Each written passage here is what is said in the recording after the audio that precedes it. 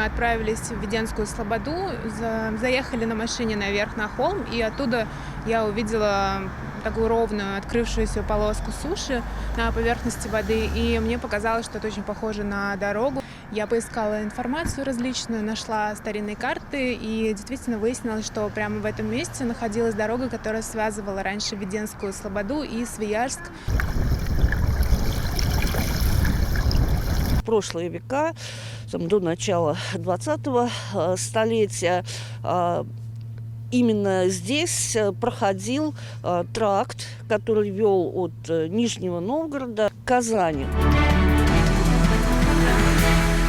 Закажи рекламу на ТНВ. Телефон в Казани 5 705 100.